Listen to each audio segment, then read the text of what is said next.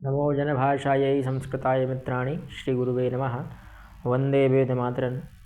महाकवि शूद्रक की राजधानी विदिशा से मैं तेजेंद्र आचार्य आप सभी का पुनः स्वागत करता हूं हमारे YouTube चैनल पर। आज हम लोग टीच योर सेल्फ संस्कृत अर्थात स्वयं को संस्कृत कैसे सीखें स्वयं और अथवा संस्कृत कैसे बोलें, संस्कृत कैसे पाठ करें, पठन करें, तो उस विषय में जो हमारी पुस्तक है दीक्षा के नाम से आ रही है, उसकी प्रथमा दीक्षा का तो हमने अध्ययन नहीं किया है। हम प्रयास करेंगे कि उनकी वीडियोज़ भी आएँ। फिलहाल द्वितीय दीक्षा प्रारंभ कर रहे हैं, इसका नाम है व्यवहार प्रदीप और यह संस्कृत स्वाध्याय यानी स्वयं से संस्कृत कैसे पढ़ें बोलें इत्यादि विषयों पर आधारित है। यह जो है राष्ट्रीय संस्कृत संस्थान से प्रकाशित है और उसके संपादक हैं बेम्पटी कुटुंब शास्त्री महोदय, और यह राष्ट्रीय संस्कृत संस्थान से प्रकाशित है जिसको वर्तमान में केंद्रीय संस्कृत विश्वविद्यालय के नाम से जाना जाता है। ठीक है, अब इसका नाम चेंज हो गया है पिछले 2 वर्षों में ही, 2-3 वर्ष हो गए हैं। इसका प्रथम स्तबक, ठीक है, प्रथमः स्तबकः। प्रथमः का अर्थ है पहला, प्रथम, फर्स्ट, और स्तबकः का अर्थ है गुच्छा, समूह।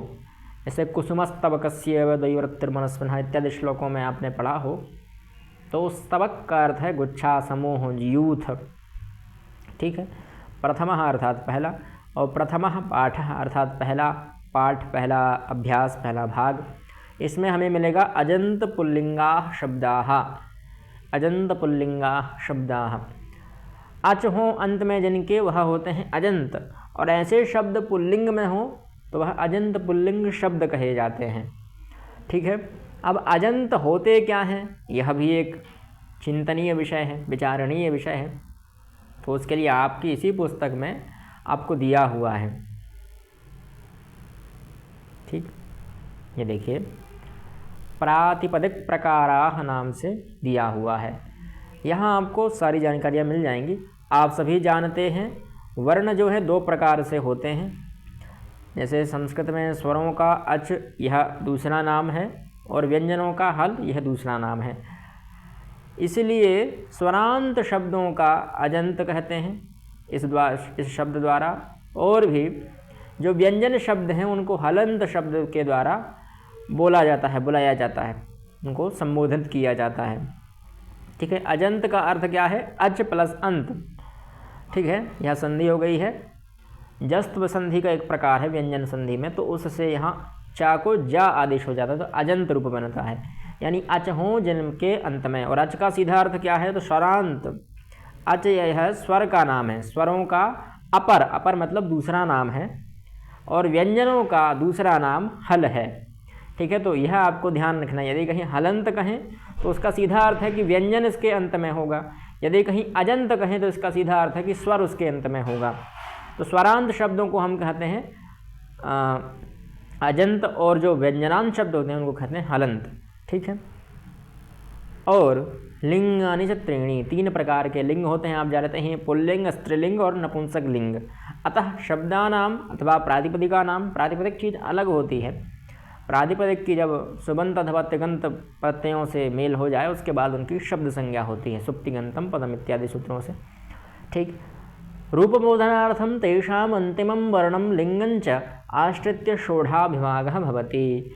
रूपबोधन के लिए, रूप अर्थात क्या, तो शब्द रूप जो हैं, रामः रामौ रामाः, हरिः हरि हरयः, न गुरुः गुरु गुरवः इत्यादि जो हैं, माता मातरौ मातरः, पिता पितरौ पितरः इत्यादि जो शब्द हैं, शब्द रूप हैं, इन शब्द रूपों को आसानी से समझने के लिए, आसानी से जानने के लिए हमें आवश्यकता पड़ती है इन प्रातिपदिक शब्दों के अंत वर्णों की जानकारी की।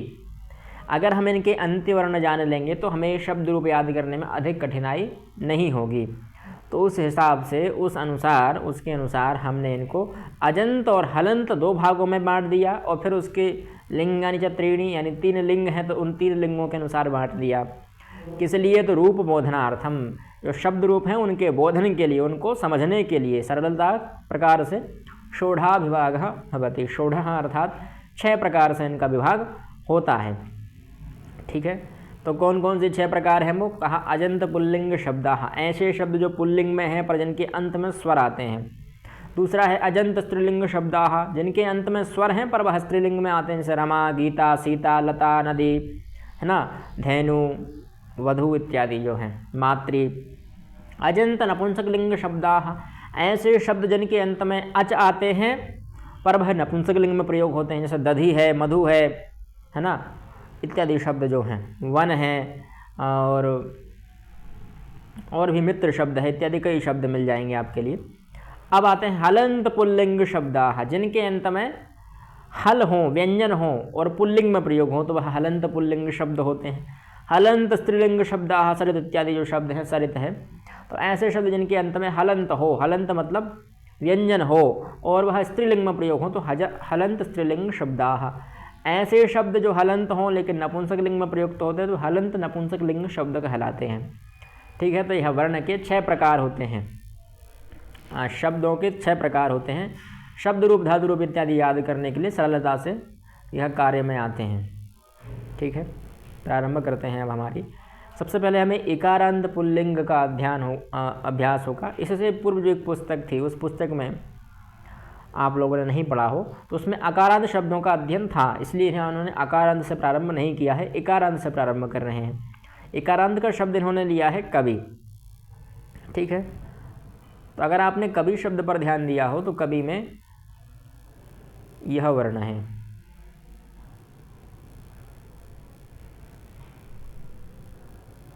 ठीक है, क, अ, व, ई।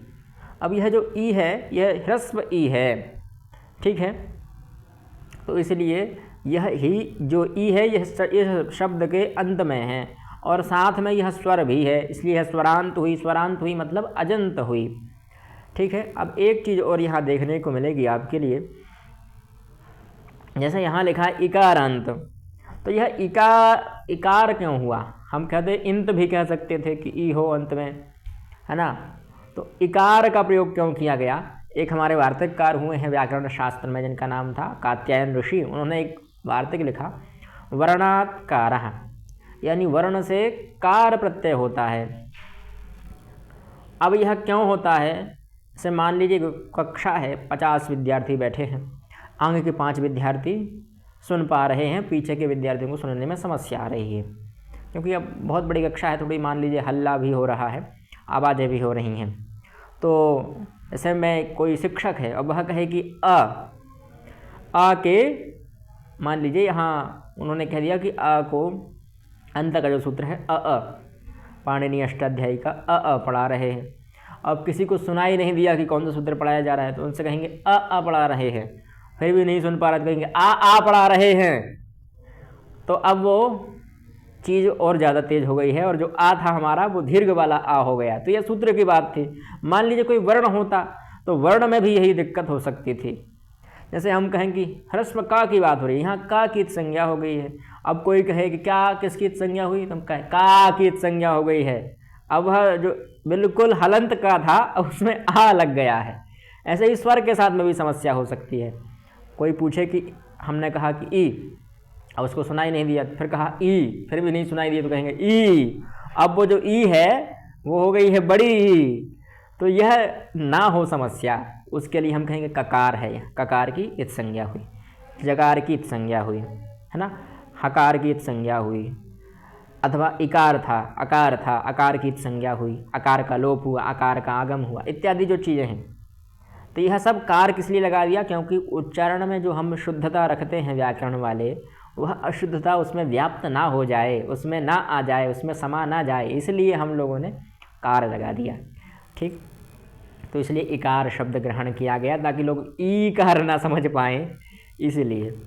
तो कालिदासः प्रसिद्धः कविः, यहाँ कवि शब्द जो था वह इकारांत वाला था और इसमें अंत में ई था, यह हम लोग पहले भी बता चुके हैं। ठीक, तो कालिदासः प्रसिद्धः कविः, कालिदास प्रसिद्ध कवि थे। ठीक है, हिमालयः श्रेष्ठः गिरिः, हिमालय जो है वह श्रेष्ठ अर्थात उन्नत, सबसे अच्छा, सबसे श्रेष्ठ गिरि अर्थात पहाड़ है, पर्वत है। सर्वं दहति अग्निः, अग्नि ही सर्वम दहति, जो अग्नि है, आग है, वो सब कुछ को नष्ट कर देती है। दह धातु जलाने अर्थ में, सब कुछ को जला देती है, नष्ट कर देती है। विश्वामित्रः प्राचीनः ऋषिः, विश्वामित्र जो है वो प्राचीन ऋषि हैं। यहाँ ऋषि शब्द भी इकारांत है, अग्नि शब्द भी इकारांत है और ऊपर गिरि शब्द भी इकारांत था। अब उकारांत शब्द हैं पुल्लिंग के ही, तो विश्वस्य पालकः विष्णुः, विश्व के जो पालक हैं, पालन करने वाले हैं, वह कौन है? विष्णु हैं। तो विष्णु जो शब्द है उसमें उकार जो है उकारांत शब्द है, यह विष्णु अणा में ऊ है। उसी प्रकार से शंभु शब्द है, पार्वत्याः पति शंभु, यहाँ शंभु जो शब्द है पार्वती के पति शंभु, तो शंभु का भा में ऊ छुपा है, तो वह ऊ से ही है उकारांत शब्द हो गया। ठीक है।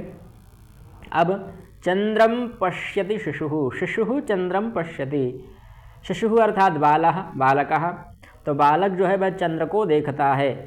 ठीक है। हितम उपदिशति साधु, साधु हितम उपदिशति, साधु जो हितकारक वचनों का उपदेश करते हैं, उपदेश देते हैं। ठीक है। हित की बातें बताते हैं, उपदेश करते हैं। यहाँ साधु शब्द भी उकारांत है। उसी प्रकार से शंकराचार्य जगद्गुरु, शंकराचार्य जगद्गुरु, तो यहाँ गुरु जो शब्द है यह भी उकारांत है। शंकराचार्य जगद्गुरु, जगद्गुरु शंकराचार्य।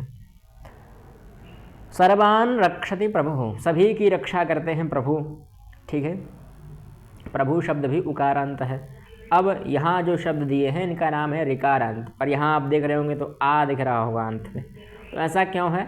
ऐसा इसलिए है, देखिए इसी के नीचे लिखा हो कि ये सब जो हैं ये ऋकारांत शब्द हैं। ठीक है। ऋकारांत हैं और इनका जब प्रयोग करेंगे आप कभी भी शब्द रूप में तो यह आकार वाले ही हो जाते हैं। जैसे पितृ शब्द का पिता बन जाता है, मातृ का माता, दुहित्री का दुहिता, भ्रातृ का भ्राता, जामातृ का जामाता, दातृ का दाता, ज्ञातृ का ज्ञाता, है ना, पालन कर्तृ का कर्ता इत्यादि जो बन जाते हैं। तो यह रूप भेद थोड़ा देखने को मिल जाता है, होता नहीं है ये, आपको देखने में लगेगा, होगा नहीं, यह ऋकारांत शब्द ही कहलाएगा, आकारांत नहीं कहलाने लगेगा। ठीक है। तो श्री कृष्ण प्रद्युम्नस्य पिता, प्रद्युम्न के पिता जो हैं भगवान श्री कृष्ण हैं। ठीक। तो यहाँ पितृ शब्द था, उसका पिता रूप बना। लक्ष्मणः रामस्य भ्राता, रामस्य भ्राता लक्ष्मणः, लक्ष्मण जो है वो राम के भ्राता हैं, भ्रातृ शब्द था वहाँ। रामः जनकस्य जामाता, राम जो है वह जनक के जामाता हैं, जामाता अर्थात होता है दामाद, जामातृ शब्द है और जामाता रूप उसका बनता है प्रथमा एक वचन में। गुरु ज्ञानस्य दाता, गुरु ज्ञान के दाता हैं, यहाँ गुरु शब्द उकारांत है। ठीक है। और दातृ शब्द ऋकारांत है, दाता जिसका बना है। आगे ब्रह्मा जगतः कर्ता, जो ब्रह्मा हैं प्रजापति ब्रह्मा, वह इस जगत के कर्ता हैं। ठीक है। जगतः शब्द प्रथमा एक वचन का नहीं है, ये षष्ठी का रूप है, षष्ठ्यंत रूप है, पंचमी में भी बन जाता है यद्यपि। ठीक है। तो यह ध्यान रखने योग्य बातें हैं कि जगतः प्रथमा का ना होकर पंचमी षष्ठी का रूप है। ठीक। चरकः आयुर्वेदस्य ज्ञाता, चरक जो है वह आयुर्वेद के ज्ञाता हैं, यहाँ भी ज्ञातृ शब्द था, उसका ज्ञाता बना, यहाँ कर्तृ शब्द था। ठीक है। तो उसका कर्ता बना, यहाँ ज्ञातृ शब्द था त्रि। यहाँ दक्षिण भारत में उस री को रू बोलते हैं, यहाँ गुजरात इत्यादि में भी बोल देते हैं, तो आप लोग रू भी समझ सकते हैं जो इन क्षेत्रों से हैं। ठीक है। तो आप समझिए कि यह ज्ञातृ शब्द था अथवा कर्तृ शब्द था। ठीक। तो वह उच्चारण आपके यहाँ विशिष्ट होता है, हम लोगों के यहाँ री भी होती है, और विशेषकर जहाँ से मैं हूँ मध्य प्रदेश बुंदेलखंड से, तो वहाँ पर तो लोग र पढ़ते हैं इसको, है ना। तो वह ऐसे मातृ शब्द उसको मात्र कहेंगे, मातृभूमि, जबकि शब्द है मातृभूमि ही। ठीक है। कोई दिक्कत नहीं है, उच्चारण भेद सबका एक जैसा नहीं रहता है, सब में अलग अलग आ जाती है, यह परंपरागत भी हो जाता है कभी कभी। अब कुछ और वाक्य भी हैं। सबसे पहले हमारे लिए इकारांत शब्द दिए हैं। यह जो इकारांत शब्द हैं, कपिः नृत्यति, कपि नाचता है, मुनिः उपदेशति, मुनि उपदेश करते हैं, अग्निः दहति, अग्नि जलाती है, नाश करती है। अब उकारांत शब्द दिए हैं कुछ, वह हैं शिशुः क्रंदति, शिशु रोता है, क्रंद धातु रोने अर्थ में है। गुरुः पाठयति, गुरु पढ़ाते हैं। वटुः पठति, वटु मतलब ब्रह्मचारी, यति सन्यासी, वह पढ़ता है। भानुः उदेति, भानुः मतलब सूर्य, सूर्य उदित होता है, उदेति मतलब उदय होना। अब नेत्र शब्द है तो उसका बना नेता, भाषते नेता, बोलते हैं। भाष्य धातु भाषण करने अर्थ में भी ले सकते हैं, वैसे मूलतः बोलने अर्थ में है, तो नेता बोलते हैं। भ्राता गच्छति, भ्राता जो है वह जाते हैं, भाई। पिता वदति, पिता बोलते हैं। ठीक है। स्थूलाक्षरैः लिखितानि पदानि अजंत पुल्लिंग शब्दानां प्रथमायाः एकवचन रूपाणि सन्ति। स्थूल अक्षरों द्वारा लिखे हुए जो पद हैं वह अजंत पुल्लिंग शब्दों के प्रथमा एकवचन के रूप हैं। ठीक है।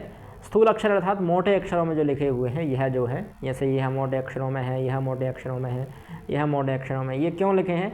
क्योंकि यह अजंत पुल्लिंग शब्द के प्रथमा एकवचन का रूप है।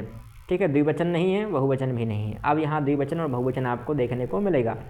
प्रथमा विभक्ति ही त्रिषु वचनेषु, प्रथमा विभक्ति तीनों वचनों में। ठीक है। कौन कौन से प्रथमा विभक्ति में भी तो पुल्लिंग शब्द हैं, वो भी अजंत पुल्लिंग शब्द हैं, ये ध्यान रखिएगा। अधोलिखितानि वाक्यानि पठत, अधोलिखित जो नीचे लिखे वाक्य हैं उनको पढ़िए। अधो मतलब नीचे।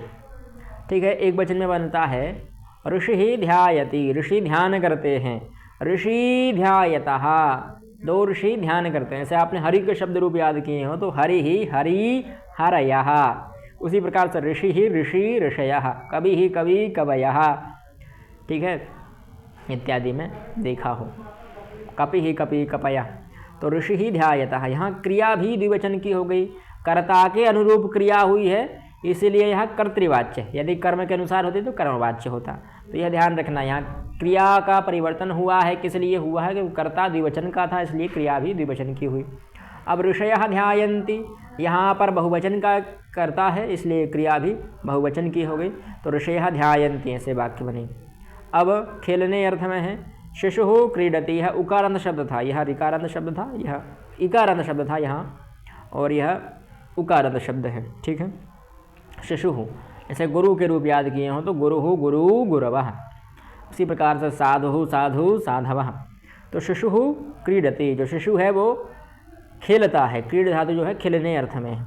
शिशु क्रीडतः, दो शिशु, दो बालक खेलते हैं। शिशवः क्रीडन्ति, बहुत सारे बालक खेलते हैं। ठीक है। बहुत सारे शिशु खेलते हैं। अब ऋकारांत शब्द हैं दाता, यच्छति, यच्छ धातु देने अर्थ में, दाता देता है। ठीक है। तो दाता कुछ देता हो। दातारौ यच्छतः, दो दाता देते हैं। दातारः यच्छन्ति, बहुत सारे दाता, बहुत सारे दान करने वाले देते हैं। ठीक है। ये दात्री शब्द था यहाँ पर भी, इस दात्री का बना दाता, दातारौ, दातारः। जैसे पिता का पितृ पितरौ, पिता पितरौ पितरः बनता है पितृ शब्द का, उसी प्रकार से। अब ग्लौ है, ग्लौ शब्द है चंद्रमा के लिए। ठीक है। चित्रे ग्लौ विलसति, चित्र में जो ग्लौ है अर्थात चंद्रमा है, ग्लौ विलसति, तो इस चित्र में चंद्रमा है वो विलसित होना मतलब चमकना, दमकना, अलग से शोभायमान होना। तो यहाँ शोभायमान हो रहा है। चित्रे ग्लावौ विलसतः, चित्र में दो चंद्रमा विलसित हो रहे हैं, चमक रहे हैं, दमक रहे हैं। विलसतः यह द्विवचन का है, क्योंकि कर्ता द्विवचन का था। ग्लावौ द्विवचन का है, इसलिए क्रिया भी द्विवचन की हो गई। अब चित्रे ग्लावः विलसन्ति, इस चित्र में बहुत सारे चंद्रमा जो हैं वो चमक रहे हैं, दमक रहे हैं, विलसित हो रहे हैं। ठीक है। तो यह क्रिया के अनुरूप हो गई। तो क्रिया के अनुरूप ही जब क्रिया, वैसे तो क्रिया के अनुरूप ही कर्ता और कर्म होते हैं, पर मूलतः अधिकतर दृष्टांतों में हमें कर्ता के अनुरूप क्रिया देखनी चाहिए। ठीक। क्रिया के अनुरूप नहीं होगा। जैसे मैं अगर आपसे कहूँ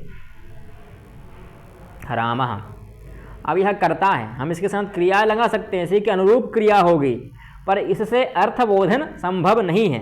रामः से इतना बोध होगा केवल कि राम है, और कुछ बोध नहीं हो सकता। से कोई कहते कि सह कहा, तो आप कहते रामः, बस तो इतना काम हो जाएगा, बस उससे ज़्यादा नहीं हो सकता। पर यदि हम कह दें पश्यामि, तो इससे यह चीज़ पता चलेगी कि देखता है। अब कौन देखता है? तो मैं देखता हूँ, उत्तम पुरुष की क्रिया है, इसलिए उत्तम पुरुष में मैं ही आ सकता हूँ। तो पश्यामि, किम करोति? पश्यामि, इससे कार्य हो जाएगा, देखता हूँ। ठीक है। तो यहाँ पूर्ण अर्थ हो रहा है उस वाक्य का, एक वाक्य का। रामः से पूर्ण वाक्य नहीं बन पाएगा। तो क्रिया से हम अर्थबोधन सहायता से आराम से कर सकते हैं, उस क्रिया की सहायता से सरलतापूर्वक, पर कर्ता से अथवा कर्म से ऐसा नहीं हो सकता। जैसे हम कहते हैं रामम कम पश्यति, रामम पश्यति, तो इत्यादि विषयों में क्रिया बहुत महत्वपूर्ण है। क्रिया की कोई यह नहीं कि क्रिया अमहत्वपूर्ण हो जाती है, क्रिया भी महत्वपूर्ण है। अब कुछ और वाक्य हैं, जैसे कवि ही गच्छति एक वचन में कवि जाता है, कवि गच्छतः दो कवि जाते हैं, कवयः गच्छन्ति बहुत सारे कवि जाते हैं। कपि ही कूर्दते, अब देखिए कूर्द धातु जो है वो आत्मनेय पद की है, परस्मय पद की नहीं है, इसलिए कूर्दते रूप बना, कूर्दति रूप नहीं बना। कूर्दते, कूर्देते, कूर्दन्ते।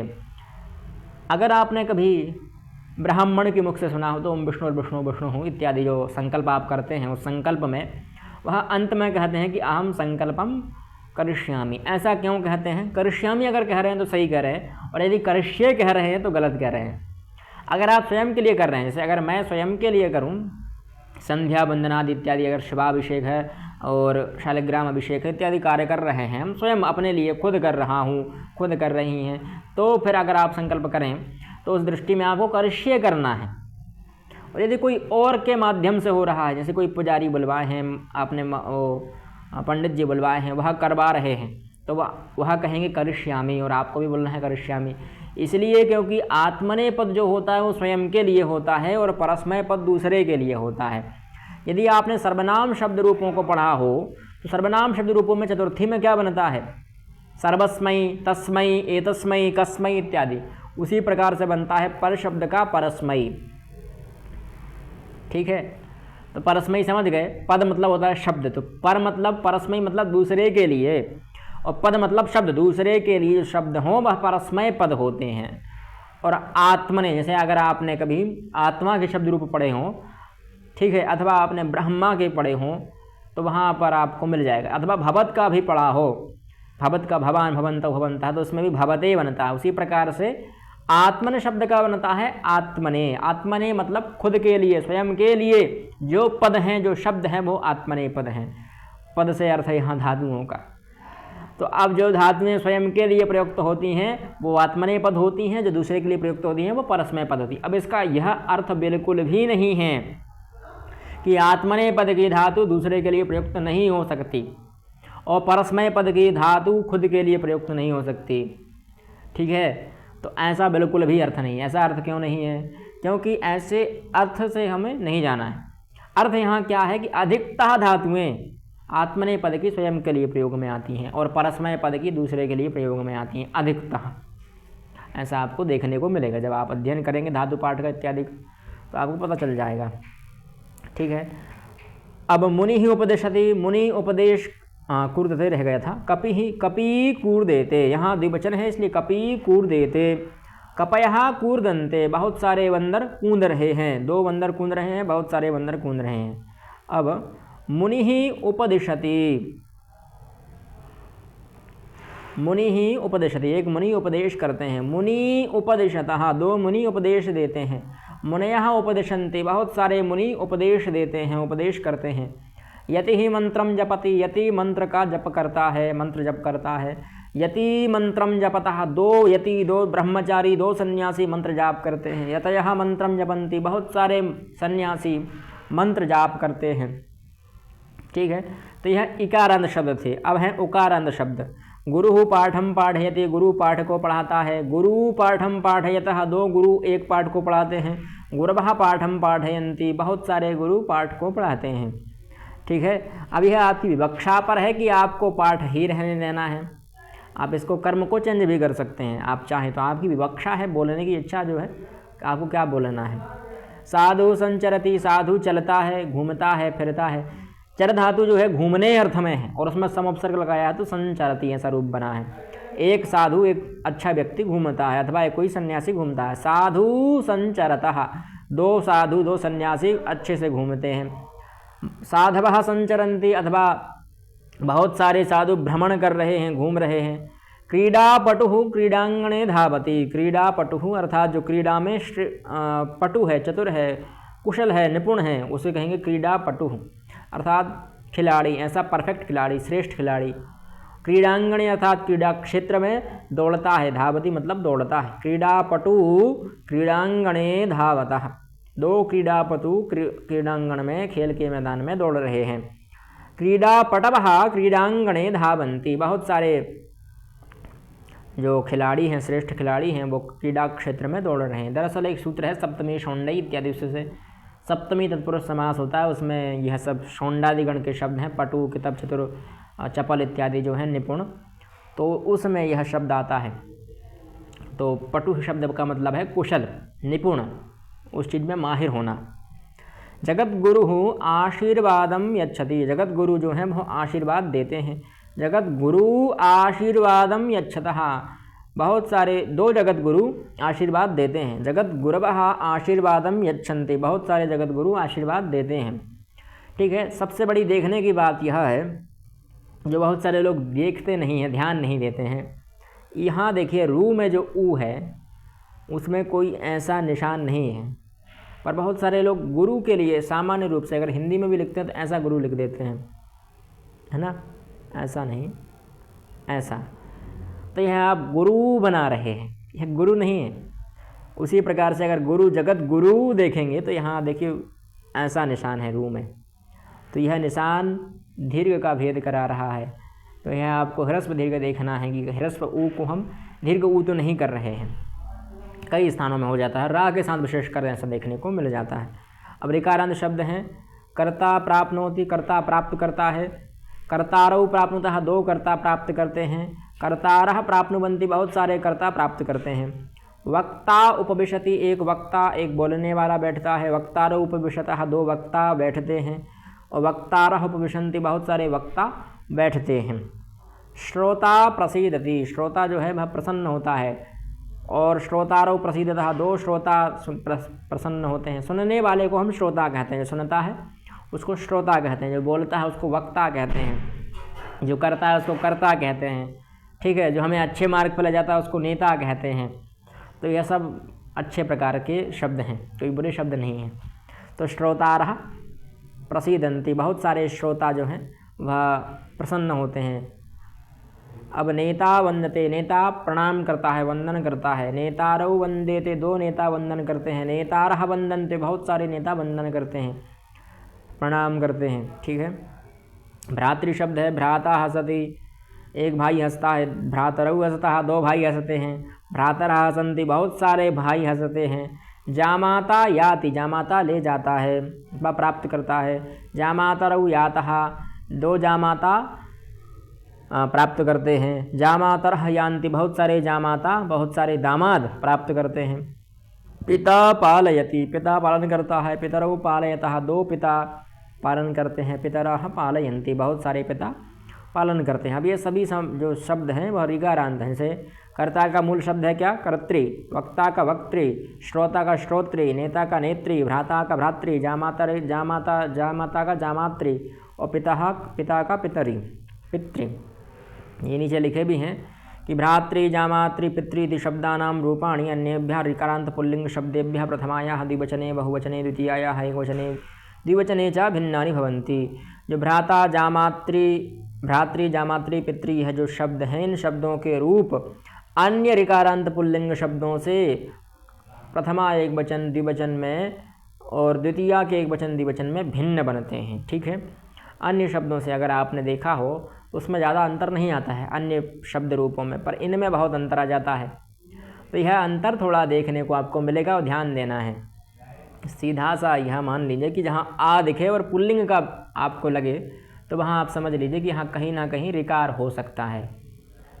ठीक है, ऋकारांत हो सकता है। अब कुछ नूतन क्रिया रूप दिए हैं, जैसे कूर्दते, इसका अर्थ है कूर्दनम करोति, अर्थात कूदता है।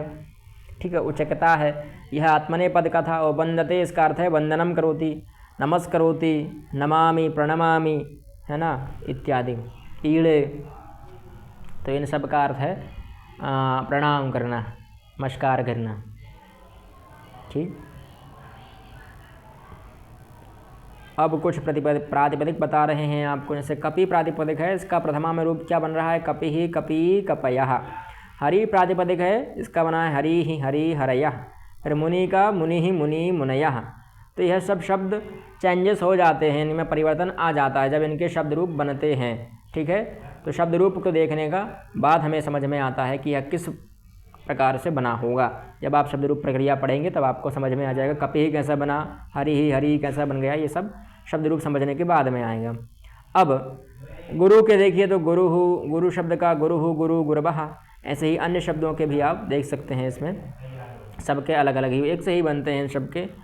और नेत्री इसमें भी देख लीजिए सबके एक से ही बनेंगे, नेता नेतारऊ नेतारः। वक्त्री के भी वक्ता वक्तारऊ वक्तारः, ये सबके एक जैसे ही बन रहे हैं। ऐसे ही उकारांत में भी सबके एक जैसे ही बनेंगे, ऋकारांत में भी सबके एक जैसे ही बनेंगे, इकारांत में भी सबके एक जैसे ही बनेंगे।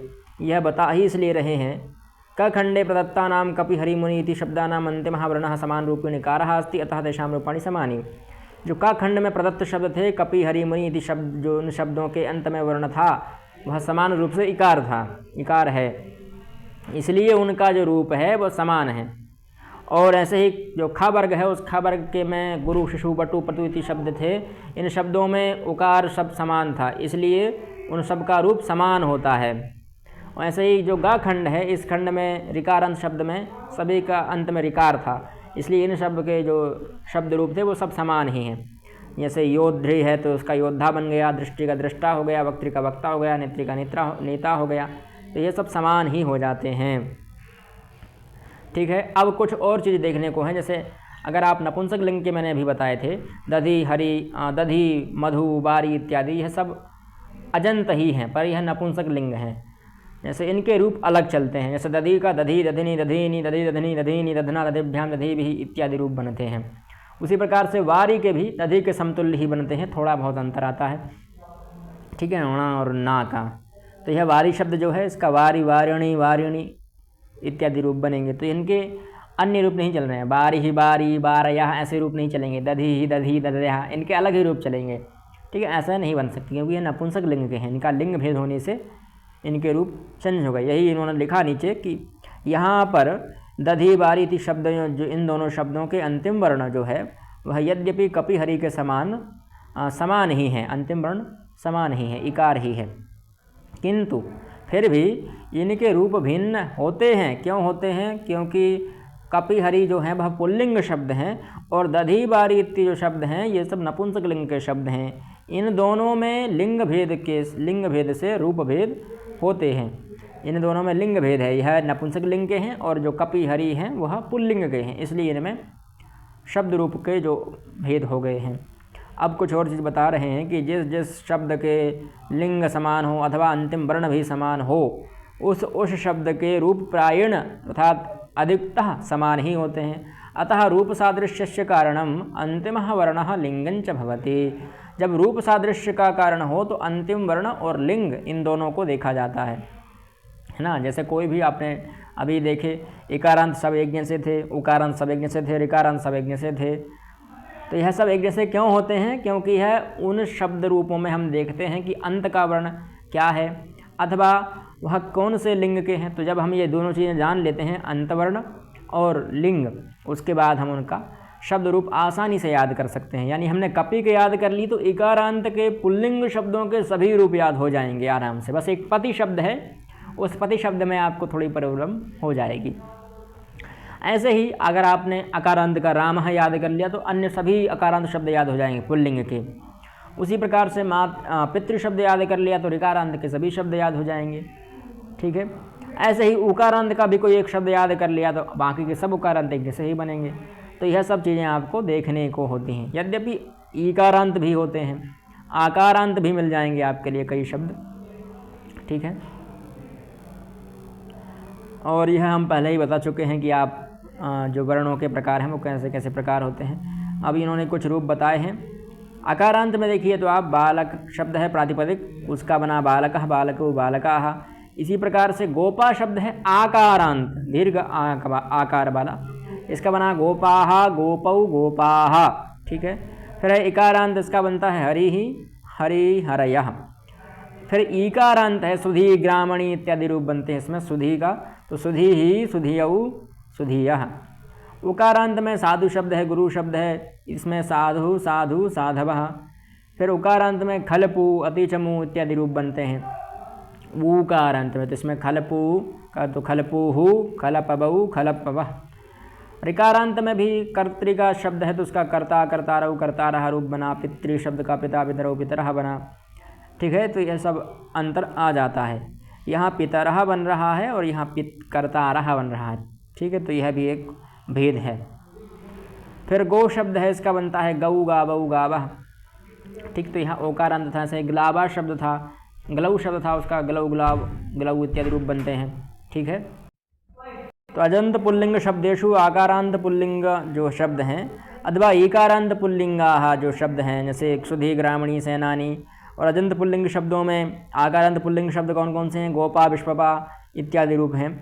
ईकारांत हैं क्षुधि, ग्रामणी, सेनानी इत्यादि। ऊकारांत हैं अतिचमू, खलपू इत्यादि। ऋकारांत पुल्लिंग में, रीकारांत पुल्लिंग में है क्री, यह दीर्घ रीकार है। ठीक है, एकारांत पुल्लिंग में से रूप है, ऐकारांत में रई है, ओकारांत में गो है और औकारांत में ग्लऊ है चंद्रमा के लिए। ये शब्द बिरलाह एव भवंती। बिरलाह मतलब होते हैं बहुत कठिनता से प्राप्त होने वाले, उनको कहते हैं बिरला। तो यह बहुत कठिनता से आपको प्राप्त होंगे। जब आप कोई अच्छा बड़ा ग्रंथ पढ़ रहे हों ताकतवर, जिसमें अच्छी व्याकरण में पकड़ होनी चाहिए, साहित्य में पकड़ होनी चाहिए, वहाँ पर आपको इनके प्रयोग मिलेंगे। बहुत कम प्रयोग मिलेंगे, और ऐसी बात नहीं है कि बहुत भरकर प्रयोग हों, बहुत कम प्रयोग हैं। तो यह सब बिरले हैं, बहुत कम प्रयोग होने वाले शब्द हैं। और जो अन्य शब्द हैं जैसे अकारांत पुल्लिंग शब्दों का पूर्व एव प्रथम दीक्षायाम पठित बनता है, यानी प्रथमा जो प्रथम दीक्षा थी उसमें आपने पढ़ लिया, इसलिए यहाँ पर उनका वर्णन नहीं हुआ। यहाँ अन्य जो हैं अन्यान अजंत पुल्लिंग शब्दान अन्यान अजंत पुल्लिंग शब्दान अत्र पठामः, जो अन्य पुल्लिंग शब्द थे वो यहाँ पढ़ाए गए। अकारांत आपने पहले पढ़ लिए थे इस पुस्तक के मत से, इसलिए यहाँ पर सिर्फ इकारांत बताए हैं, उकारांत बताए हैं, ऋकारांत बताए हैं, एकारांत, ओकारांत इत्यादि बताए हैं। आकारांत का वर्णन नहीं हुआ। क्यों नहीं हुआ? क्योंकि पहले पढ़ चुके हैं, तो वो हम भी लेकर आएंगे। आज की वीडियो में इतना ही। जयतु संस्कृतम जयतु भारतम।